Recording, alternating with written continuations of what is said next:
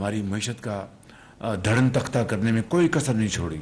पाकिस्तान की अगर माशी तरक्की हमें मकसूद है तो फिर it has to be export led growth, इसके अलावा और कोई हमारे पास ऑप्शन नहीं है।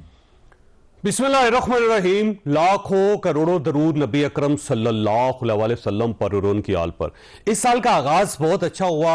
अगर आप एक दिन पीछे चले जाएं तो 31 दिसंबर को पाकिस्तान ने एक बहुत अच्छा प्लान लॉन्च किया जिसे उड़ान पाकिस्तान कहते हैं। उड़ान पाकिस्तान यानी एक ऐसा इक्तिसादी किस्म का एक फार्मूला है जिससे पाकिस्तान टर्न अराउंड हो सकता है। लिहाजा पिछले साल का इख्तिताम बहुत अच्छा हुआ। आज पहला दिन था और इस पहले दिन कुरम एजेंसी के अंदर एक अमन मुआहिदा हुआ जिससे वहां पे अमन कायम हो जाएगा। और कल एक और अच्छा दिन है जब पाकिस्तान तहरीक-ए-इंसाफ और गवर्नमेंट के दरमियान मुज़ाकरात हो रहे हैं और अगर ये मुज़ाकरात कामयाब हो जाते हैं तो मेरा ख्याल है 2025 का आगाज़ बहुत अच्छा होगा और पाकिस्तान शायद उस ख्वाब तक पहुंच जाए जिसे 75 साल से देख रहा है। क्या मुज़ाकरात से कोई नतीजा निकलेगा या नहीं निकलेगा, ये सवाल है जो आज के शो में डिस्कस होगा। और उड़ान पाकिस्तान के लिए डेफिनेटली आपको एक सियासी इस्तेहकाम चाहिए पाकिस्तान में, तो क्या गवर्नमेंट सियासी इस्तेहकाम हासिल कर पाएगी, ये भी एक सवाल है जो आज के शो में डिस्कस होगा। और ये जो कुरम एजेंसी के अंदर अमन मुआहिदा हुआ है, क्या ये वाकई कामयाब होगा या फिर हम दोबारा माजी का सफर शुरू कर देंगे, ये भी सवाल है जो आज के शो में डिस्कस होगा। हमारे प्रोग्राम के पहले हिस्से में एहसन इकबाल साहब हमारे साथ तशरीफ रखते हैं, वफाकी वजीर हैं सूबाबंदी के, और उड़ान पाकिस्तान फार्मूला इन्होंने बनाया था और मेरा ख्याल है बड़े विजनरी इंसान है और इनकी जो कारकर्दगी है उसको अगर देखा जाए तो पाकिस्तान को बहुत बेहतर होना चाहिए था। ऐसा साहब आपका बहुत शुक्रिया। प्रोग्राम के अगले हिस्से में हमारे साथ पैनल होगा। ऐसा ये फरमाइएगा सर, ये जो कल के मुज़ाकरात हैं आपको कुछ इससे उम्मीदें हैं? देखिए, हुकूमत का एक मुआशी एजेंडा जैसे आपने कहा ना, और जिस हुकूमत का भी मुआशी एजेंडा होगा वो ये चाहेगी कि मुल्क के अंदर सियासी इस्तेहकाम हो, क्योंकि मुल्क की सियासी इस्तेहकाम पॉलिसीज़ का उसका ताल्लुक है पॉलिसीज़ के तसलसल से, और पॉलिसी के तसलसल से ही ताल्लुक है मुल्क की इक्तिसादी तरक्की का। तो पाकिस्तान में हमने जब भी तरक्की की उड़ान भरी है, ये पहली बार नहीं है, ये चौथी बार है कि पाकिस्तान उड़ान भरने लगा है। इससे पहले 1960 में हमने उड़ान पकड़ी और पाकिस्तान को कहा जाता था कि एशिया के नेक्स्ट जापान है। 65 की जंग के बाद हम डीरेल हो गए। दूसरी उड़ान हमने 90-91 में पकड़ी जब वज़ीर आज़म नवाज शरीफ ने इक्तिसादी इस्लाहात नाफिज की, जिनको बाद में हिंदुस्तान में जारी किया गया, लेकिन उनकी हुकूमत बरतरफ कर दी गई और 90 का अशराम ने म्यूजिकल चेयर खेल के ज़ाय कर दिया।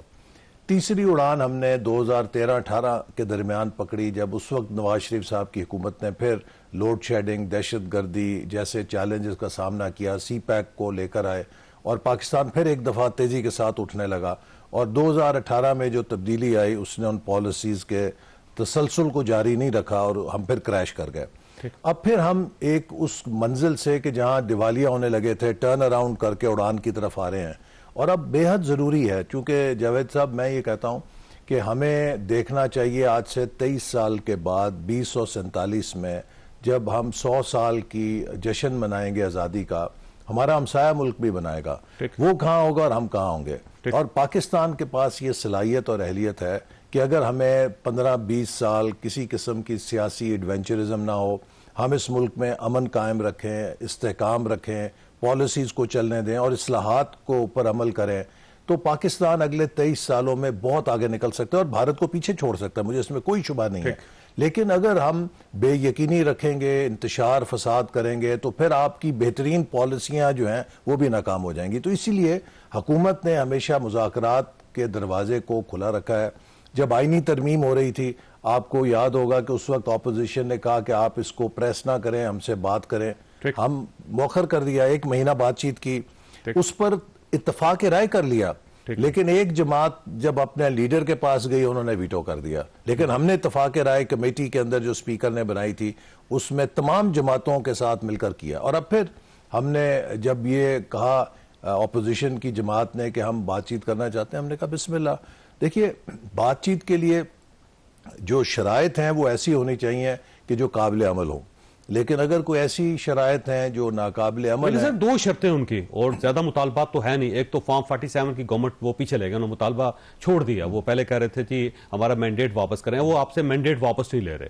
दूसरा 26वीं तरमीम था उनका कंसर्न, वो भी उन्होंने निकाल दिया। अब सिर्फ 2 मुतालबे हैं कि 9 मई और 26 नवंबर पे जुडिशल कमीशन बने, और दूसरा ये कि जो सियासी गिरफ्तार शुदगान हैं उन सबको रिहा किया जाए। तो ये गवर्नमेंट के लिए बड़ा आसान है मेरा ख्याल है ये मुतालबे मानना। देखिए, जहां तक गिरफ्तार शुदगान का ताल्लुक है, मेरे इल्म में एक भी गिरफ्तार शुदा ऐसा शख्स नहीं है जो किसी एग्जेक्टिव ऑर्डर से या हुकूमत के हुक्म से गिरफ्तार है या डिप्टी कमिश्नर ने उसकी नजरबंदी का हुक्म जारी किया है जो उसने वापस लेना है। ये सब केसेस के अंदर हैं, जिन FIRs के बाद। जी FIRs के बाद हैं। अब इनकी गिरफ्तारी जुडिशल रिमांड पे है। ठीक। जुडिशल रिमांड से आप सिर्फ अदालत के हुक्म से निकल सकते हैं, उसमें हुकूमत आपको नहीं निकाल सकती। तो ये मुतालबा तो जाहिर है फिर तो माना जा नहीं लिहाजा सकता। मैं समझता हूं कि ये उन्हें भी अच्छी तरह मालूम है। हमें भी गिरफ्तार किया गया था उस दौर में जो आज ये शिकायत कर रहे हैं, लेकिन हमने ना अमेरिका में जाके कांग्रेसमैनों के सामने वास्ता दिया, ना हाउस ऑफ लॉर्ड्स के मेंबर्स को जाके मिन्नतें की मुल्क के खिलाफ, ना हमने आपके यूएन राब्ते नहीं एजेंसीज थे ना में सर गए। बाहर, नहीं, उनके तो हम है ना सबके ये। राब्ते हैं बड़े, हम सब वो जानते अमेरिका हैं। उनके करीब है, उन सर, रा- पता नहीं उनके करीब मैं है। अमेरिका में पढ़ा हूं, अल्लाह का शुक्र है, मुझे सब पता है, एड्रेसेस सब पता है, लेकिन मुल्क के वकार का ये तकाजा है कि आप अपने मुल्क के झगड़े अपने मुल्क के अंदर करें। आपको मैं एक और मिसाल देता हूं। देखिए, हमारा हमसाया मुल्क है, कितनी वहां पोलराइजेशन है कांग्रेस और बीजेपी की। आपने कभी सुना है कि उनके वजीर आजम अमरीका या बरतानिया गए हों, वहां पे कांग्रेस वालों ने हल्ला गुल्ला किया, उनके ऊपर गाली गलोच किया? बांग्लादेश में हसीना वाजिद साहबा और खालदा जिया साहबा की पार्टीज जो थी, अवामी लीग और BNP जो बांग्लादेश नेशनल पार्टी, कितनी उनकी मुहाजर आई थी? कभी ये हुआ है कि हसीना वाजिद या खालदा जिया बहसीत वजीर आजम बाहर गई हों तो लंदन में, न्यूयॉर्क में उनके खिलाफ मुजाहरे हुए हों और गाली गलोच हुई हो? देखिए, इस कल्चर से हमें निकलना होगा कि हम अपने मुल्क को बदनाम करते हैं, बाहर अपने मुल्क के झगड़े बाहर ले जाके अपने मुल्क के झगड़े पाकिस्तान के अंदर करें। जब पाकिस्तान से बाहर जाते हैं हम सब पाकिस्तानी हैं। तो इसलिए हमारी उनके साथ जो टीम है, मैं उसके ऊपर कोई कमेंट नहीं करना चाहता चूंकि कल उनकी बातचीत होगी, लेकिन जो भी आइन और कानून के दायरे के अंदर हुकूमत तो कर ये सकती है जो वो दूसरा मुतालबा है उनका कि जो लोग गिरफ्तार हैं उनको गवर्नमेंट रिहा करे, तो ये मुतालबा नहीं माना जा सकता क्योंकि एग्जेक्टिव ऑर्डर से हो नहीं सकता। देखिए ना, जो लोग गिरफ्तार हैं वो सब जुडिशल रिमांड पे हैं। बिल्कुल ठीक। तो जो और शख्स पहला- जुडिशियल रिमांड पे है उसको किस तरीके से किया जा सकता और है? पहला executive मुतालबा order ये से? है कि 9 मई और 26 नवंबर पर जुडिशियल कमीशन बनाया जाए। ये बना सकते हैं क्योंकि प्राइम मिनिस्टर का इख्तियार है। ये जब कल बातचीत होगी उसमें ये वो उस पर गौर करेंगे कि अगर इस पर कोई अमल हो सकता है कि नहीं हो सकता। अगर कोई उसमें बुनियाद ऐसी है कि जिसके ऊपर वो समझते हैं कि कमीशन होना चाहिए तो वो गौर करेंगे। लेकिन देखिए, जो 9 मई का वाक़या है, इसके ऊपर बात हो सकती है। मैं आपसे बताता हूं ना, 9 मई का जो वाक़या है, आप मुझे बताइए क्या पूरी कौम ने टीवी पे मनाजर नहीं देखे? हर उस शख्स के चेहरा भी सामने है कि किसने जाकर तोड़ फोड़ की, क्या किया। और कुछ हर मुल्क की रेड लाइंस होती हैं। अमेरिका, बरतानिया, फ्रांस, जर्मनी, ये जमहूरियत की आप समझते हैं ना कि सब बहुत आला मिसालें हैं। ठीक। आप किसी मुल्क में, अमेरिका में पेंटागन पे हमला हुआ, वो ईरान तक गए, वो इराक तक गए, वो अफगानिस्तान तक गए, खरबों डॉलर उन्होंने उस एक पेंटागन पे हमले का इंतकाम लेने के लिए लगा दिया। बरतानिया में बलवा हुआ, उन्होंने 24 घंटों में सजाएं दी। 13 साल के बच्चे को भी थी। 13 साल के बच्चे को भी जज ने कहा कि, उन्होंने कहा जी ये बच्चा है, उन्होंने कहा ये बताओ कि मौजूद था कि नहीं था? उन्होंने कहा जी मौजूद था। उन्होंने कहा जी सजा। ठीक। तो दुनिया का कोई मुल्क इस किस्म की लाकानूनियत को, और खास तौर पे जो सलामती के इदारों के साथ हो, कबूल नहीं करता। वो किसी जमहूरियत के तहत 9 मई इसका- पे एक्सेप्टेबल नहीं है फिर उनकी डिमांड। और आप ये देखें कि 9 मई से पहले कभी तहरीक इंसाफ पर किसी किस्म की पाबंदी थी? किसी ने उनको फूल भी नहीं मारा। और वो जितने जलसे खान साहब ने किए इस मुल्क के अंदर, शायद किसी लीडर ने किए हो। जहां चाहते थे जलसा करते थे, जहां चाहते थे रैली निकालते थे। हत्ता यह है कि पार्लियामेंट भी उन्होंने मसमार कर दिया, उसका हुर्मत पार्लियामेंट को भी तहस नहस कर दिया। और सुप्रीम कोर्ट ऑफ पाकिस्तान और PTV भी। जी। अच्छा, लेकिन अब इसका मतलब सिर्फ 26 नवंबर रह गया कि जिसके ऊपर गवर्नमेंट कोई काम कर सकती है, जुडिशियल कमीशन बना सकती है। देखिए, तो 26 नवंबर में हमारा तो ये मौकफ है कि सिक्योरिटी के जो लोग हैं, मेरे अपने हल्के का रेंजर्स का जवान ठीक, है, ठीक। वो शहीद हुआ है, ड्यूटी के ऊपर शहीद हुआ है। कि उसका मैं गया हूं, उसके बूढ़े वालिद को देख के, उसके छोटे बच्चे हैं 5, कौन जिम्मेदार है उनका? इसी तरह रेंजर्स के कई और जवान शहीद हुए हैं, पुलिस के लोग शहीद हुए हैं, उनका कौन जिम्मेदार है? तो जुडिशियल कमीशन बनेगा तो वो फैसला कर लेगा ना सर उस पर? जी, तो ये कल मुज़ाकरात जब होंगे तो इस पर बातचीत होगी। सिर्फ इम्कान सिर्फ 26 नवंबर का जुडिशियल देखिए, इस पर तो वो मुज़ाकराती टीम ही कमेंट कर सकती है, लेकिन जैसे मैंने कहा कि आपके सामने हालात हैं, इनके ऊपर जो भी मुनासिब कदम होगा वो जरूर उठाएंगे। अच्छा, ये फरमाइए सर, आपकी तकरीब थी उड़ान पाकिस्तान, बड़ा अच्छा प्रोजेक्ट है। मैं दोबारा कह रहा हूं कि पाकिस्तान काश 1960 से ये जो 5 साल मंसूबे थे उनको जारी रखता तो आज कहीं से कहीं पहुंच जाता। लेकिन बहरहाल देर हुई है, लेकिन फिर भी हम एक राइट ट्रैक पे, और मैं अप्रिशिएट करता हूं, बल्कि आपको मुबारकबाद देता हूं कि आपने बड़ा अच्छा प्लान बनाया। लेकिन वहीं पे प्राइम मिनिस्टर साहब ने तकरीर करते हुए कहा कि देखिए जी, जो अफवाज पाकिस्तान एस्टैब्लिशमेंट है वो एक सफ़े पे है और इतना तावन कभी मिला ही नहीं हमें। साथ उन्होंने कहा जी, अगर ये कुछ वसवसे हैं, ये वसवसे कहाँ से आ गए अगर हवा भी नहीं गुजर सकती? देखिए, वसवसे तो माजी के हवाले से है ना, कि जो माजी में रहा, लेकिन उन्होंने साथ में ये कहा कि जिस किस्म का तावन आज है कभी ऐसा नहीं रहा, और वो यही चाहते हैं कि इसी तरह मुल्क के तमाम इदारे और तमाम सतून मुल्क की तरक्की के हवाले से यकसू होकर काम करें। देखें, पाकिस्तान में फ्रैंकली स्पीकिंग हम भी 30 साल हो गए हैं सियासत करते हुए। जितने बहरान हुए हैं, पाकिस्तान में ताकत के 3 सतून हैं: सियासतदान, पार्लियामेंट, इस्टेब्लिशमेंट और अदलिया। ठीक। इन तीनों की बदएतमादी की बदौलत किसी एक सतून ने सारी बाजी उल्टा दी है। कभी इस्टेब्लिशमेंट ने बाजी उल्टाई, मार्शल लगा दिया। कभी सियासतदान की तरफ से कोई ऐसा कदम हुआ कि बाजी उलट गई। कभी अदलिया ने कोई ऐसा कदम लिया कि जिससे बाजी उलट गई। तो लिहाजा अगर हमने इस मुल्क को आगे लेके जाना है तो ये ज़रूरी है कि तीनों सतून कम अज़ कम इस मुल्क के अमन, इस्तेहकाम पर और इस मुल्क के मुआशी जो अहदाफ है उनके हवाले से यकसू हों। जब तक ये अलाइनमेंट नहीं होगी, जब तक ये यकसूई नहीं होगी, हम उस सतह पे नहीं जा सकते कि जहाँ पर सरमायाकारों को पाकिस्तान पर एतमाद होगा। तो इसके लिए प्राइम मिनिस्टर ने जो कहा कि इस्टेब्लिशमेंट और हुकूमत के दरमियान जो मुआशी प्रोग्राम है उस पर मुकम्मल हम आंगी है, बहुत अच्छा है। इसी तरह मैं समझता हूँ कि 26वीं आइनी तरमीम ने भी उस ख़तरे को ख़त्म किया है कि जो था कि शायद जुडिशरी पोलिटिसाइज होकर किसी किस्म के ऐसे इक़दामात उठा सकती है कि जिससे मुल्क में फिर खलल डल सकता है। तो ये एक बहुत अच्छा मौका है कि जहाँ अदलिया, सियासतदान और इस्टेब्लिशमेंट सब यकसू हैं कि पाकिस्तान के मुआशी एजेंडे की तकमील होनी चाहिए, उसका हसूल होना चाहिए। और इसीलिए उड़ान पाकिस्तान के ज़रिए हमें उम्मीद है कि इंशाअल्लाह ताला हम वो रिफॉर्म्स लेकर आ सकेंगे कि जो हमें मुल्क को पायदार तरक्की के मैदान में एक लॉन्ग इनिंग्स के लिए दरकार है। हमें एक इक्तिसादी लॉन्ग मार्च की जरूरत है, हमें सियासी लॉन्ग मार्चों की अब जरूरत नहीं है। अच्छा, कहीं ऐसा तो नहीं सर कि ये वसवसा ये है कि कहीं मुज़ाकरात कामयाबी ना हो जाए और इमरान खान साहब बाहर ही ना आ जाए? देखिए, जैसे मैंने कहा कि इमरान खान साहब के बाहर आने का ताल्लुक ना हुकूमत के इख्तियार में है, ना मुज़ाकरात के इख्तियार में है। उसका दारो मदार अदालतों के सामने है कि जो केसेस जिनका उन्हें सामना है, अगर वो उनमें अदालत के सामने बेगुनाही साबित कर सकते हैं तो यकीनन उनको रिलीफ मिल जाएगा। लेकिन अगर उनके खिलाफ भरपूर सब्सटेंस है, देखिए ना, जिस तरह 190 मिलियन पाउंड का केस है जो 40-50 अरब रुपए पाकिस्तान के बनते हैं, वो एक ओपन एंड शट केस है कि पाकिस्तान को बरतानिया की क्राइम एजेंसी ने 40 अरब रुपया लुटाया और वजीर आजम ने वो पैसा सरकारी खजाने में जमा कराने की बजाय अपने एक दोस्त के अकाउंट में जमा करा दिया। वो तो sir supreme court of Pakistan में जमा हुआ ना सर? नहीं, सुप्रीम कोर्ट में तो नहीं हुआ। वो तो सुप्रीम कोर्ट ने जो अकाउंट बनाया था उस शख्स के जुर्माने के लिए, उसमें गया। यानी कि वो जो ब्लैक मनी उसकी कॉन्फिस्केट हुई लंदन में, उसको पाकिस्तान में वाइट मनी बना के उसका जुर्माना सेटल करने के लिए उस अकाउंट में जमा करा दिया गया। तो वो सुप्रीम कोर्ट के किसी अकाउंट में नहीं गया, वो उनके दोस्त के जुर्माने भरने के अकाउंट में गया।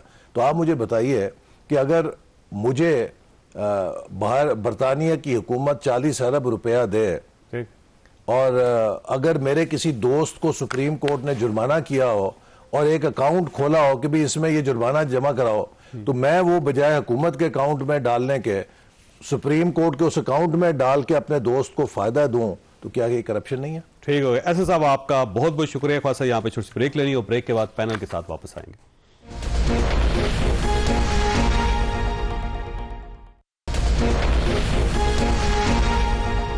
प्रोग्राम में दोबारा खुशामदीद। हमारे साथ तशरीफ रखते हैं अमर इलियास राना साहब, सीनियर सहाफ़ी तजिया का। शौकत पराचा साहब हमारे साथ दूसरे मेहमान है, सीनियर सहाफ़ी और एंकर पर्सन है।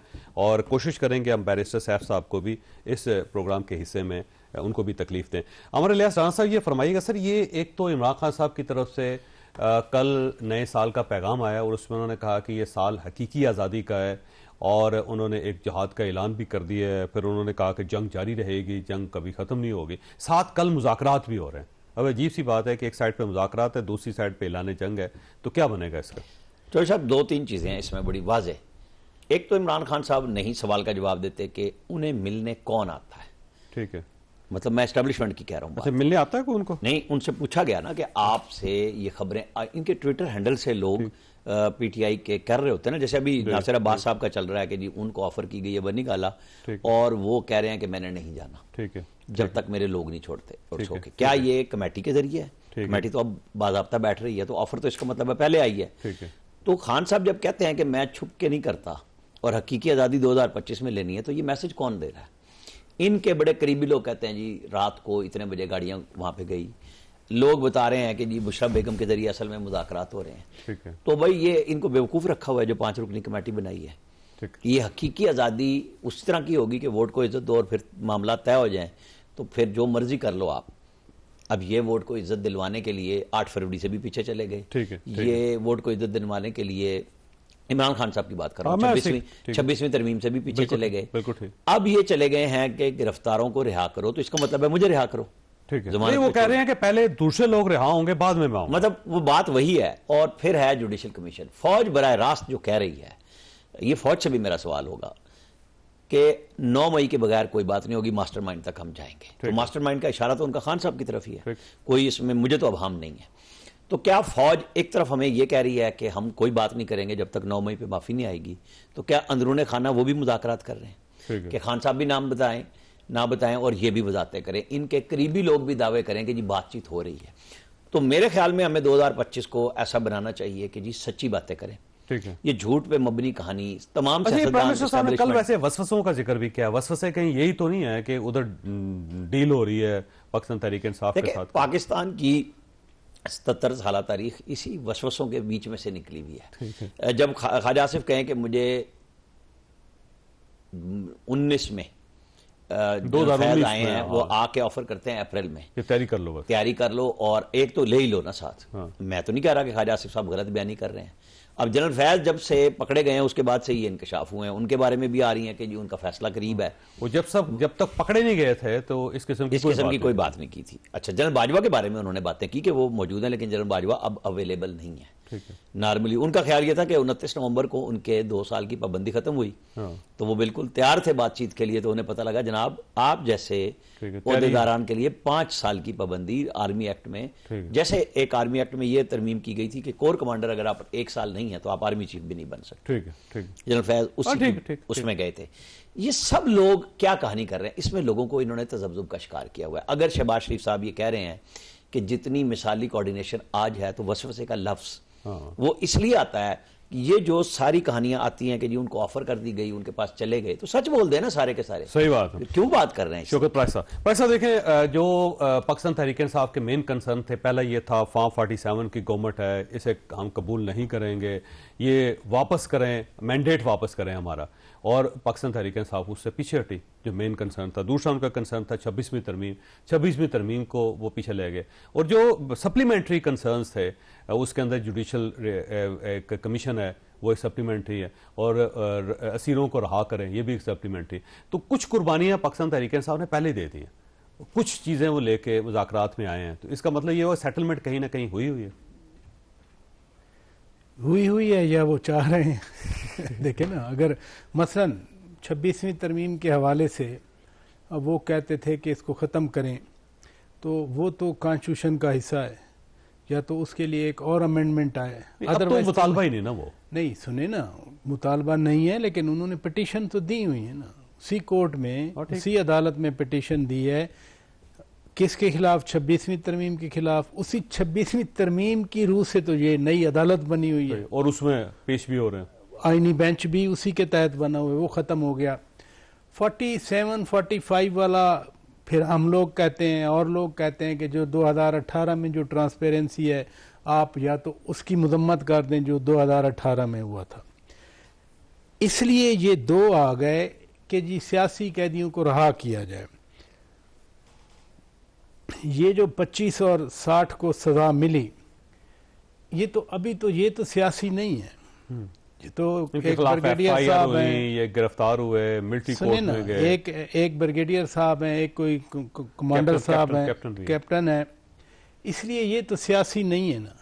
फिर जो 9 मई का दिन था, इवन फॉर एग्जांपल लाहौर वाला कोर कमांडर हाउस, उसमें कोई 80 या 85 ये वही नहीं है, ये फैसलाबाद वाले भी हैं, मियाँ वाली वाले भी हैं, पेशावर वाले भी हैं, मुल्तान वाले भी हैं, लाहौर वाले भी हैं।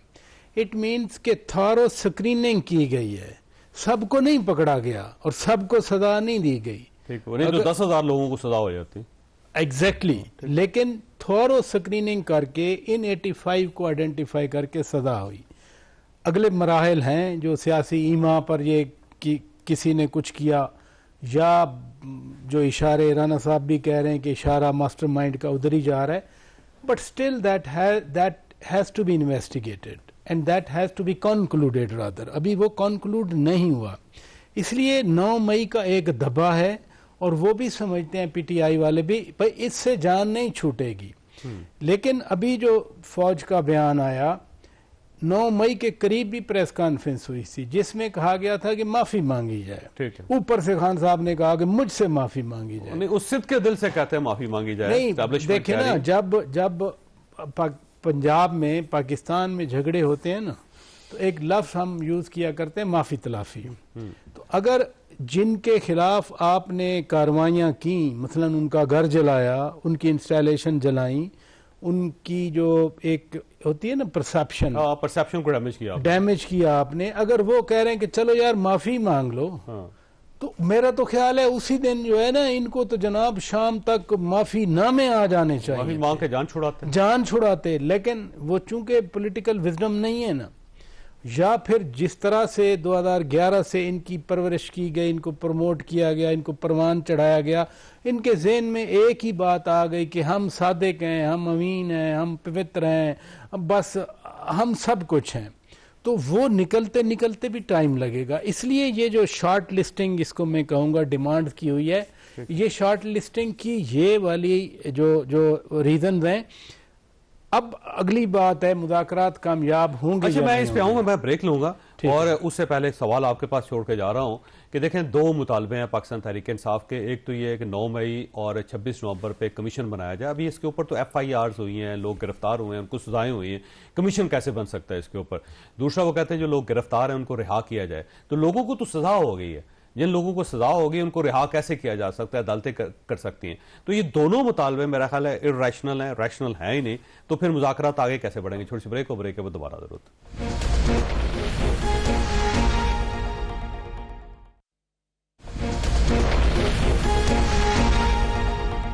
प्रोग्राम में दोबारा खुशामदीद। तो शौकत प्राइस साहब, ये फरमाइएगा मुज़ाकरात की कामयाबी के कितने चांसेस हैं, क्योंकि जो मुतालबे पाकिस्तान तहरीक इंसाफ की तरफ से हैं मुझे नहीं लगता कि स्टेट उनको मान सकती।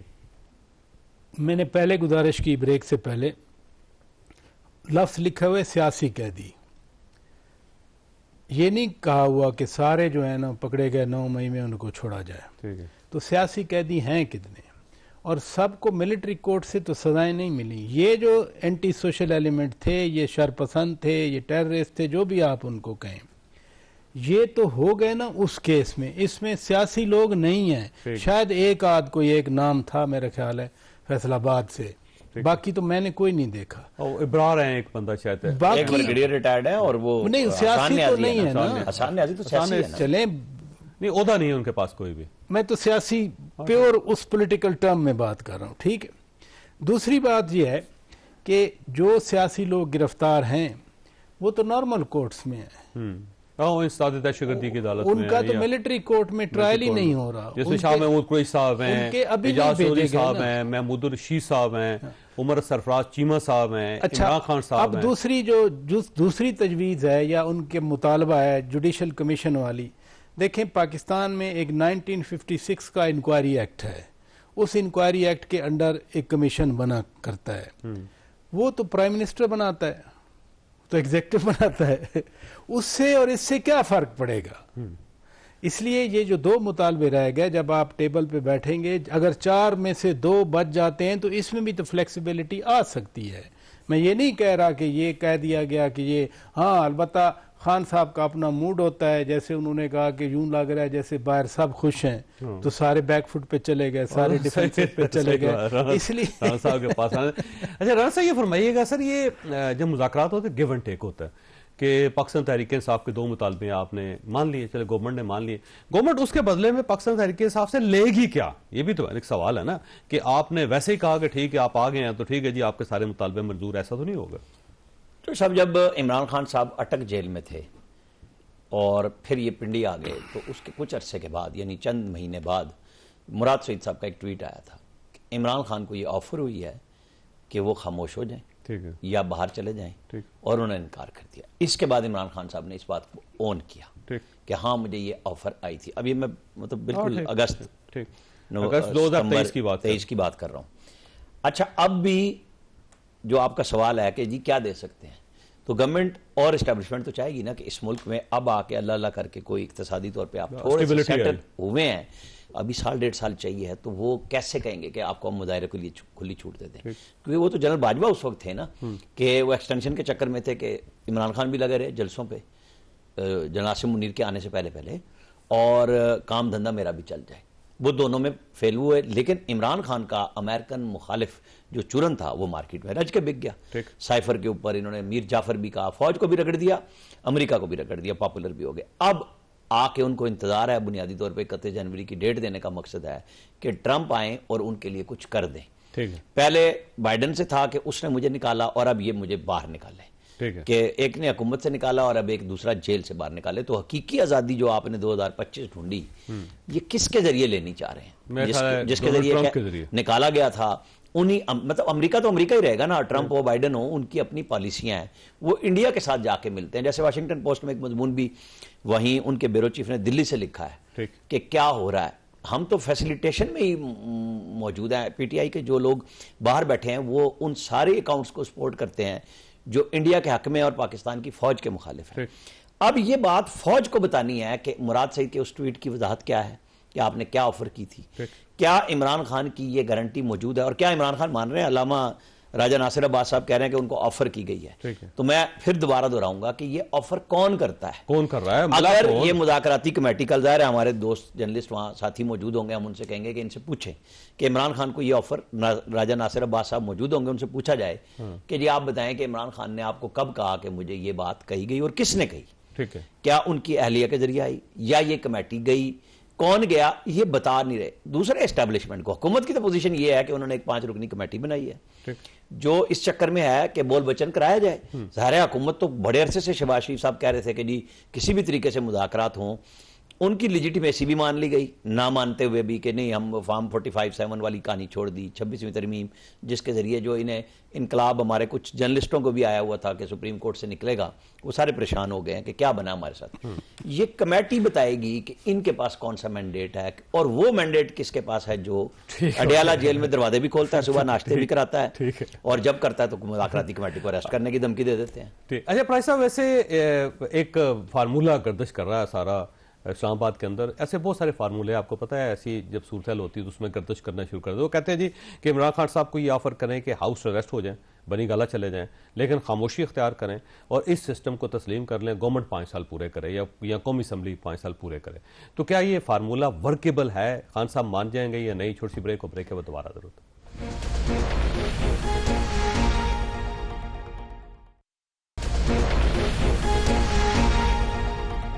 प्रोग्राम में दोबारा खुश आमदीद। वैसे ये फरमाइएगा प्राइस साहब कि क्या कोई ऐसा फार्मूला है कि खान साहब कहेंगे ठीक है जी मैं बनी गाला चला जाता हूं और साथ आपको 5 साल दे देता हूं? ये इसी डिस्कशन की कंटिन्यूएशन में सवाल है जो राना साहब अभी कर रहे थे, लेकिन मैं समझता हूं कि DGISPR ने अभी अपनी प्रेस कॉन्फ्रेंस में इस बात का पूरा जवाब दे दिया। उन्होंने वादे तौर पर कहा कि कोई मुज़ाकरात नहीं हो रहे। उन्होंने वादे तौर पर कह दिया कि जो सीज फायर थी तालिबान के साथ वो एक आदमी ने की, और उस आदमी की वजह से ये जो 390 फौजी जवान और ऑफिसर शहीद हुए, उस शख्स पे डाल दिया जिस शख्स की आप बात कर रहे हैं।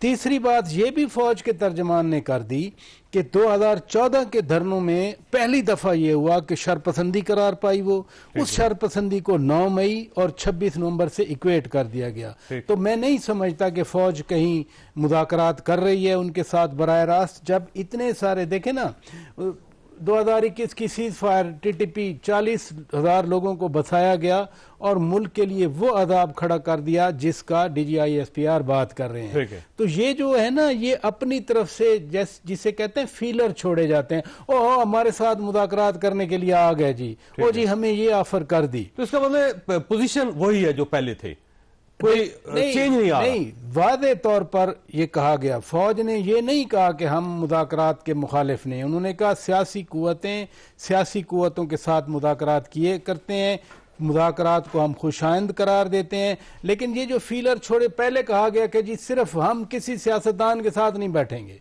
हम किसी से बात नहीं करेंगे, हम तो जिनके पास ताकत है उनके साथ बात करेंगे।